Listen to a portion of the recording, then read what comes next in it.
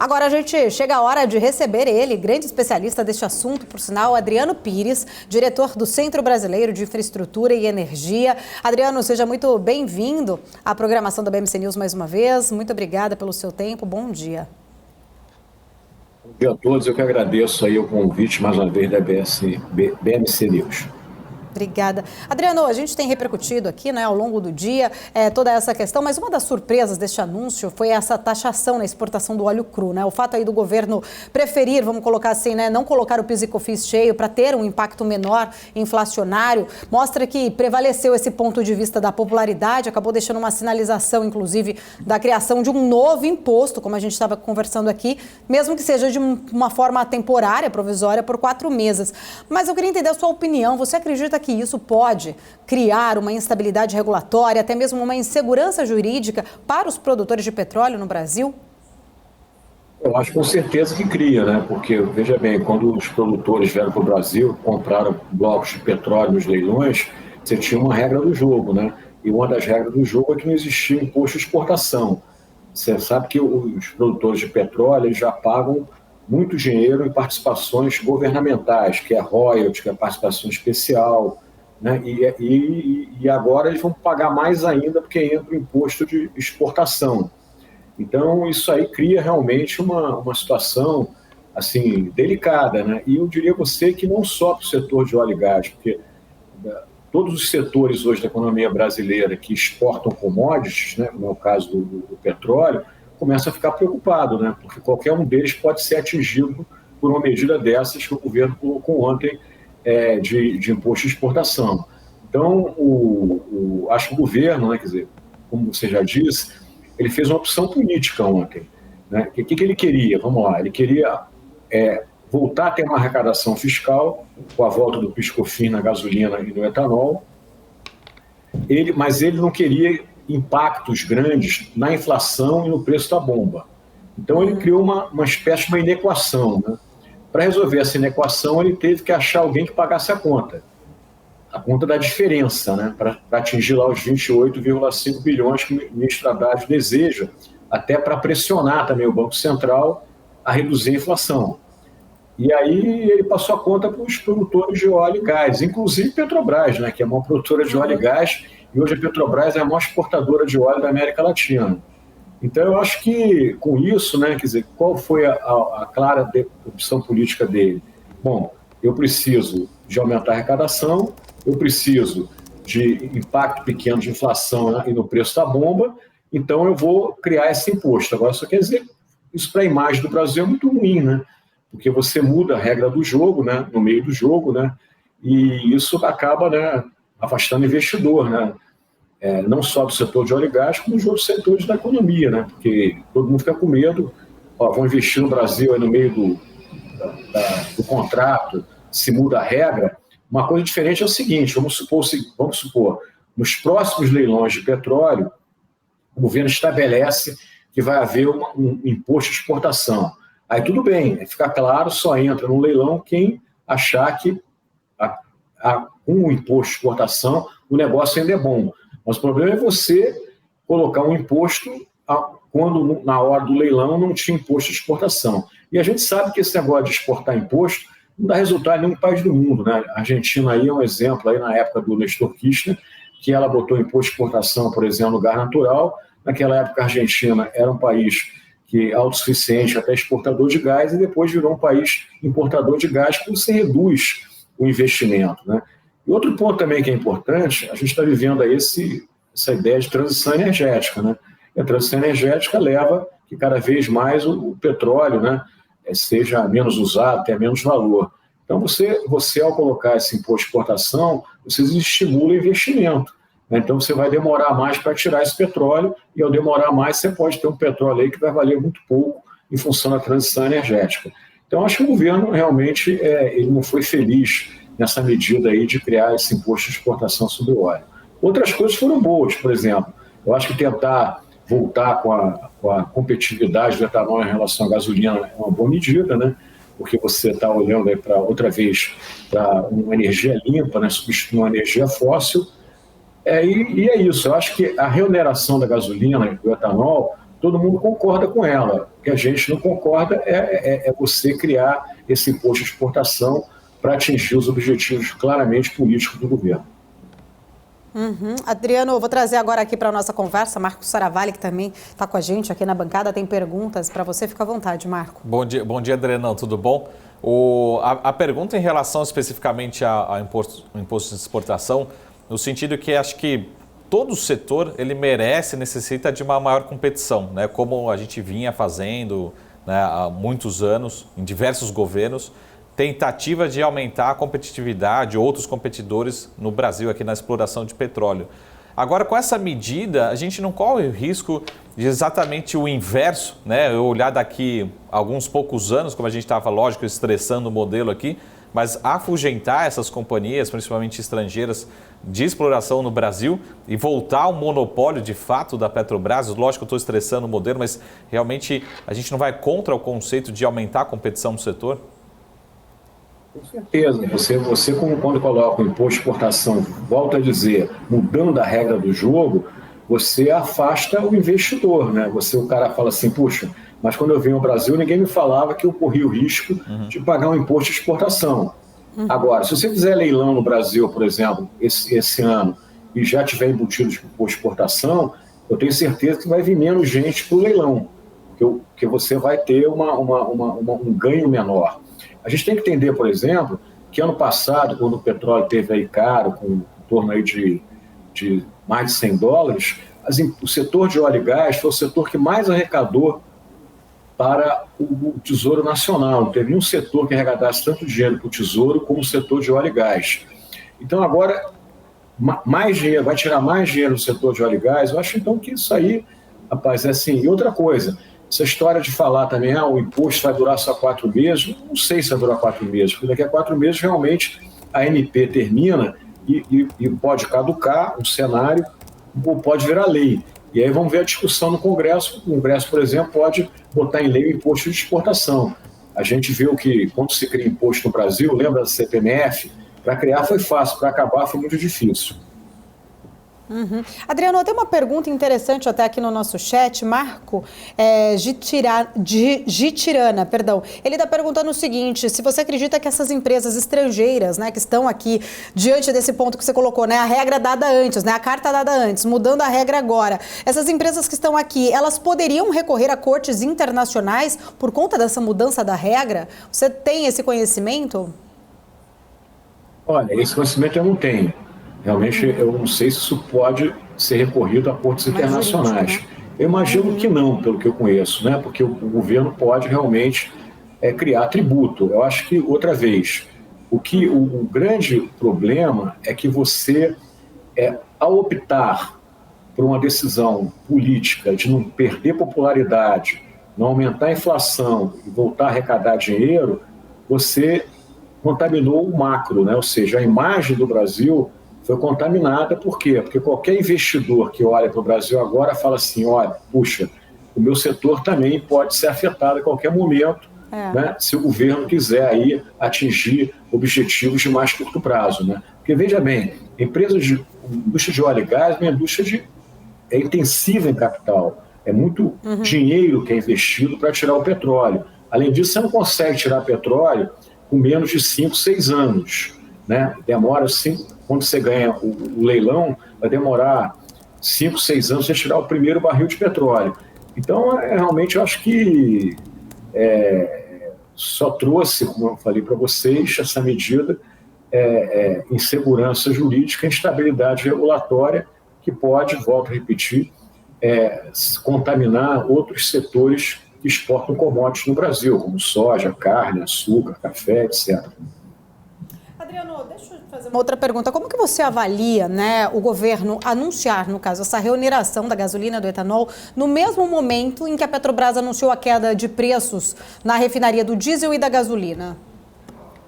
Olha, eu acho que muita gente realmente não foi interessante que as pessoas, o mercado mesmo, você viu quantas ações da Petrobras caíram diante de tudo isso, né? Porque, no fundo, esse imposto de exportação não deixa de ser uma intervenção na Petrobras também. Né? O ministro falou assim, não, mas a gente só vai tirar 1% do lucro da Petrobras. O problema não é 1%, é 2%. O problema é que é intervenção. Depois você pode tomar aquela história, por onde passa um boi, passa uma boiada, né? Agora, a notícia de comunicar ao mesmo tempo, eu acho que não foi boa. Mas, de qualquer maneira, aquela queda ontem de 13 centavos no preço da gasolina, anunciada pela Petrobras, e de 8 centavos no diesel, mantém a política de paridade de importação. Realmente existia ontem um prêmio na gasolina e um prêmio no diesel em relação ao mercado internacional. Quando eu falo prêmio, o que eu quero dizer é que a gasolina e o diesel estavam mais caros no Brasil que o mercado internacional. Então, essa queda de 0,13 centavos na gasolina no litro e de 0,08 no diesel, ela não maculou, né, vamos dizer assim, a política de paridade de importação que a Petrobras segue há alguns anos. Uhum. O Adriano, você já falou um pouco, mas só para reforçar um pouco a sua opinião. O que é o cenário base? A gente tem que considerar, que a gente discutiu muito aqui, acho que o mercado, principalmente de bolsa, mas acho que principalmente do setor, está discutindo nesse momento. O que é o cenário base? Vamos considerar 4 meses, 9%, daqui a 5 meses voltamos para zero, ou tendo a sua experiência, enfim, tendo já o comportamento desse governo, não, a gente precisa considerar que existe uma possibilidade real de ser estendido além dos 4 meses, desses 9% não voltar para zero de uma vez só. O que você acreditaria que é um cenário possível? Lembrando, trabalhando com possibilidades aqui depois da informação de ontem, né? Veja bem, do ponto de vista jurídico, né, a MP tem uma duração de 4 meses. Então, durante os próximos 4 meses, vai ser cobrado os 9,2% imposto de exportação. Fim desses 4 meses, você tem 2 caminhos. Um é a MP caducar. Aí, se ela caducar, você zera outra vez o imposto de exportação e volta a cobrar o PIS/COFINS da gasolina e do etanol, no valor lá de 0,69 centavos e 0,24 no etanol, em vez de 0,47 que foi anunciado ontem, e o 0,02, né, de PIS/COFINS. O outro caminho é o Congresso transformar a MP em lei. Né? E aí, quando o Congresso transformar a MP em lei, não necessariamente o Congresso vai colocar na lei tudo que está na MP. O Congresso pode transformar em lei e na lei do Congresso você não eliminar essa parte referente ao imposto de exportação. Aí a gente tem que aguardar, né? Porque daqui a 4 meses ver como é que está a situação do Brasil, como é que está a situação aí de inflação, como está a relação do Congresso com o Executivo. São muitas variáveis. Agora, o que eu estou dizendo a você é que, mesmo que você tenha um cenário de daqui a 4 meses esse imposto de exportação voltar a zero, o fato é que você criou um precedente. E esses precedentes o mercado não esquece. Uhum. Adriano, num outro ponto que eu queria comentar aqui, né, trazendo já um pouco também ainda para a Petrobras, agora há pouco a presidente do PT, a Gleisi Hoffmann, agora há pouco não, né, mais cedo a gente até colocou aqui no ar, ela fez um post na conta dela do Twitter, né, no qual ela falou que agora é um momento de construir na Petrobras uma política de preços mais justa, acabar com o PPI, reavaliar toda a questão da distribuição de dividendos, né, para retomar o crescimento. Ela ainda citou ali, né, rever a indecente distribuição de dividendos da empresa para ela voltar a crescer e fazer o Brasil crescer. Eu sei que você é crítico em relação a esse assunto, né, do PPI, da paridade de preço. Você, algumas vezes que já esteve aqui, já falamos sobre isso, até inclusive quando lá atrás o próprio Bolsonaro também tinha falado em, né, rever a política de paridade de preços. Mas eu queria entender um pouco mais, né, essa questão. Você acha que criar um fundo estabilizador pode ser ou poderia ser mais eficaz, no caso ali de Petrobras, ou isso também poderia de repente ser ali um tiro, né, poderia sair como um tiro pela culatra de repente? Como que você enxerga, né, a situação hoje da companhia, presidente do partido, né, trazendo uma visão que a gente já sabe qual é a visão, inclusive, do partido, mas eu queria entender um pouco mais a sua visão, né, assim, entender um pouco mais do seu conhecimento, o que pode acontecer se realmente tiver uma mudança de preços na Petrobras? Olha, primeiro a gente tem que entender como é que funciona a indústria de petróleo, né? Ano passado, as petroleiras ganharam muito dinheiro, né? Por que ganharam muito dinheiro? Porque o petróleo teve muito tempo acima de $100. E a Petrobras também ganhou muito dinheiro porque ela é muito eficiente na produção do petróleo no pré-sal, né? Você tem um petróleo pré-sal aí em torno de $3 o barril, ou $3,5 o barril. Então, isso que justifica o pagamento recorde de imposto da Petrobras, de dividendo da Petrobras, né? E os lucros recordes de todas as petroleiras no mundo, né? Então, quando o petróleo volta para 50, volta para 40, essa lucratividade cai. E aí o preço da gasolina lá na bomba também cai. Agora, quando você tem esse momento de alta, se o país, no caso o Brasil, quiser que o consumidor não pague, né, por petróleo caro, às vezes o petróleo até fica mais caro, como foi o caso ano passado, muito influenciado por um fator conjuntural, que é a guerra da Ucrânia com a Rússia, eu acho que, democraticamente, o governo que está aí de plantão pode criar mecanismos, pode criar políticas públicas, dentre as quais, o que você falou, ele pode apresentar no Congresso Nacional um projeto de lei criando um fundo de estabilização, mostrando de onde ele vai tirar esse dinheiro do fundo de estabilização, ou até criando um imposto regulatório que já até existiu no Brasil, que é a CID, né? A CID foi criada lá atrás para ser um imposto regulatório e acabou virando um imposto arrecadatório e não cumprindo a função para a qual ela foi criada. Então, se a gente quer fazer que o consumidor não seja afetado por volatilidade, se a gente quer dar esse benefício, tem que ser através de política pública. O que você não pode é criar fundo de estabilização dentro da Petrobras, subsidiar o preço da Petrobras, que aí você está afetando, né, os interesses, né, do acionista privado. Né? Lembra que a Petrobras é uma empresa de capital aberto, uma empresa mista, onde tem o governo é o acionista majoritário, mas você tem muitos acionistas no Brasil e pelo mundo da Petrobras. Então, eu acho que agora, tem que pensar direitinho nisso, porque fundo de estabilização também custa dinheiro, e não é pouco dinheiro, se você fizer um fundo, por exemplo, para diesel e para gasolina. Né? Eu, por exemplo, acho que gasolina não tem sentido você desonerar a gasolina, não tem sentido você criar fundo para gasolina, porque vamos subsidiar um combustível fóssil, um combustível que é usado em carro, vamos subsidiar donos de automóvel. Eu acho que não faz sentido. O diesel talvez faça algum sentido. O único derivado de petróleo que eu acho que tem que ter política pública para desonerar, criar auxílios, é o botijão de gás. Né? Já existe até o auxílio gás, que eu acho que poderia até ter uma dimensão maior. Está entendendo? Então, tudo isso está tudo certo. Volto a dizer, o que não pode é voltar a cometer aquele erro do passado de usar a Petrobras para fazer política pública, para combater a inflação, para ajudar a aumentar a popularidade do governo. Isso que eu fico preocupado quando eu vejo as declarações da presidente do PT, né? De querer voltar àquele passado que a gente sabe que só causou prejuízos para a empresa, para o Brasil, para os acionistas, enfim. Ninguém ganhou com a política de subsídios à gasolina, ao diesel, a todos os derivados de petróleo.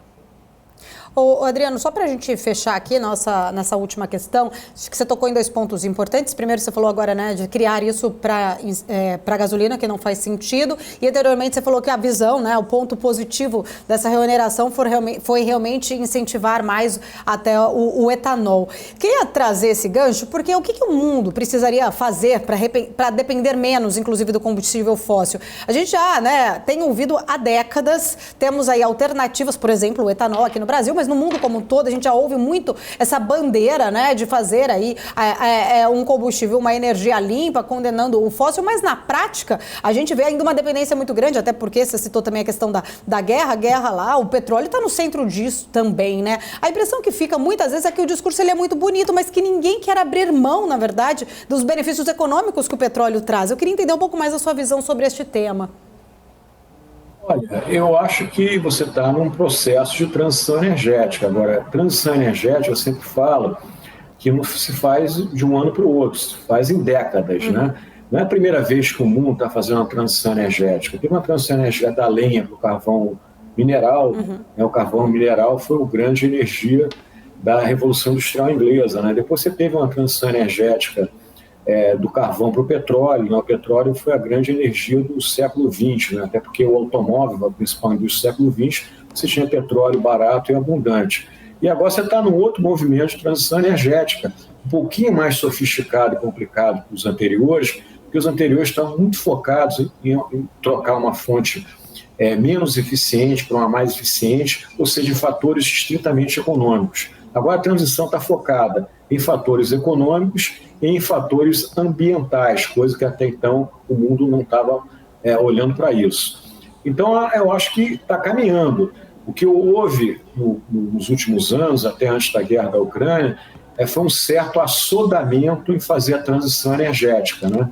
Entender que você tem que ter transição energética, tem que caminhar para um mundo de energia mais limpo, mas você não pode abrir mão da confiabilidade energética. Então, isso foi um pouco o que a pandemia mostrou e que a guerra da Ucrânia mostrou. Mas o movimento ele vai continuar. A vantagem que a gente tem hoje, né, nesse processo de transição energética é que a tecnologia tem ajudado muito, né? Então, você pega hoje no mundo o consumo de energia solar, de eólica, cresceu muito, né? O próprio gás natural, que é um fóssil, mas é considerado uma energia da transição, está substituindo o carvão para gerar energia elétrica, já substituiu bastante, continua fazendo isso. Ele está também substituindo parte do petróleo, né?